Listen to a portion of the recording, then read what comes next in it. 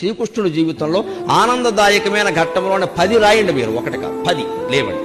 2-3 మించి మీకు దొరకవండి. విషాద ఘట్టాలు రాయండి అమ్మా. నేను చెబుతున్నా ఓ 25 దొరుకుతాయి. ఓ 25 అది శ్రీకృష్ణుడి జీవితం. పుట్టింది చెరసాల్లోన, పుట్టిందో తల్లిక, పెంచిందో తల్ల, పుట్టిందో తండ్రిక, పెంచింది ఇంకో తండ్రా. అందులో పెంచిన తండ్రికేమో తన బిడ్డ కాదని తెలుసా, ఆ తల్లికేమో తెలియదా? ఏమి జీవితాలండి. అవునడానికి లేదు, కాదనడానికి లేదు. నిజం ఒకటికి తెలుసు, నిజం ఇంకోళ్ళకి తెలియదు. కానీ పెరిగాడు మహానుభావుడు. పుట్టగానే చంపేస్తాననే మేనమామ. మనం ఎంత అదృష్టవంతులు ఉండే అటువంటి మేనమామలు మనకు లేదు. కత్తెట్టు కూర్చున్నాడు ఆ జైలు దగ్గర. అదే శ్రీకృష్ణుడి జీవితం.